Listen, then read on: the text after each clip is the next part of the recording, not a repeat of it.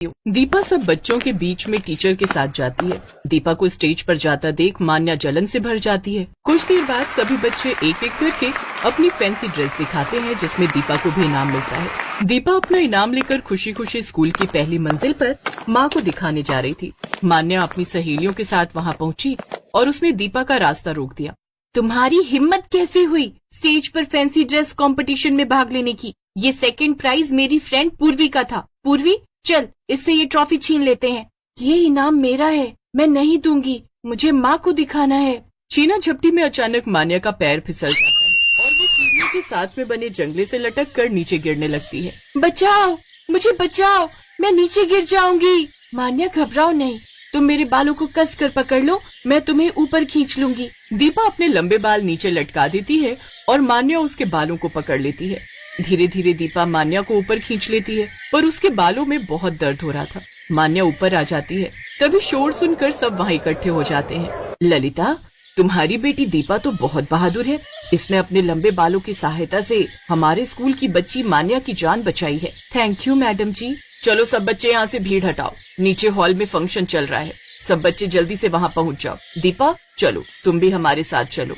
आज तो तुमने भी तिरंगा लहंगा पहना हुआ है। तुम तो इस लहंगे में तैयार होकर बहुत अच्छी लग रही हो। तुम्हारे बालों में दर्द तो नहीं हो रहा? नहीं मैडम जी, बिल्कुल नहीं हो रहा। प्रिंसिपल के कहने पर दीपा हॉल में जाती है। वहाँ पर वो बच्चों के साथ देशभक्ति गीतों पर डांस करती है। मान्या भी दीपा को सॉरी बोलती है। सब बच्चे अपनी अपनी परफॉर्मेंस देते हैं। दीपा भी उस दिन स्टेज पर बहुत अच्छा डांस करती है। दीपा देखती है कि सब बच्चों के साथ आज मान्या भी उसके लिए ताली बजा रही है। शाम को दीपा अपने स्कूल में चली जाती है। उस दिन दीपा ने 2 इनाम जीते। एक इनाम उसने अपने तिरंगे लहंगे की ड्रेस के लिए जीता और दूसरा इनाम उसने अपनी बहादुरी के लिए जीता। उसकी बहादुरी के लिए स्कूल की तरफ से उसे 12वीं कक्षा तक मुफ्त में पढ़ाई करने का अवसर प्राप्त हुआ। अपनी बेटी को बड़े स्कूल में पढ़ाई करते देख ललिता बहुत खुश थी। अब मान्या भी दीपा की अच्छी दोस्त बन गई थी।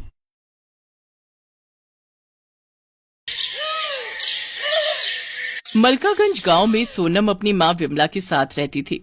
सोनम के पिता की मौत ज्यादा शराब पीने के कारण कुछ साल पहले हो गई थी। अपने पति के जाने के बाद विमला ही अपनी बेटी सोनम का ध्यान रखती थी। वो अपने खेत में थोड़ी बहुत सब्जियां उगाकर उन्हें ठेले में ले जाकर गली गली बेचा करती थी, जिससे उनके घर का गुजारा चलता था। आइए आइए, हरी सब्जियां ले जाइए, दूर भगाए सभी बीमारी, ऐसी है ये सब्जियां हमारी। अरे वाह, तुम्हारी सब्जियां तो बहुत ही हरी भरी और ताजा है भाई। अच्छा, ये पालक कैसे दिया? जी, सभी सब्जियां सिर्फ 30 रुपए किलो है। आपको जो चाहिए ले जाइए। अच्छा, तो ये पालक 1 किलो और कद्दू आधा किलो और हाँ, ये कटहल भी 1 किलो कर दो। जी भाई साहब, अभी बांध देती हूँ। विमला अपनी बेटी सोनम को सरकारी स्कूल में पढ़ने डाल देती है और खुद सारा दिन धूप में गली गली जाकर सब्जियां बेचती, जिससे वो घर खर्च चलाती। साथ ही सोनम की पढ़ाई और कुछ पैसे सोनम की शादी के लिए भी निकाल कर रख लेती। आ गई माँ, चलो आप हाथ मुँह धो लो, मैं तुम्हारे लिए खाना रख देती हूँ। ठीक है बिटिया, तूने खा लिया क्या? नहीं माँ, मैं तो तुम्हारे आने की ही राह देख रही थी। मेरी माँ सारा दिन मेहनत करती है, बहुत थक जाती होंगी ना? मेहनत नहीं करूंगी तो अपनी गुड़िया के ब्याह के लिए पैसे कैसे इकट्ठा करूंगी?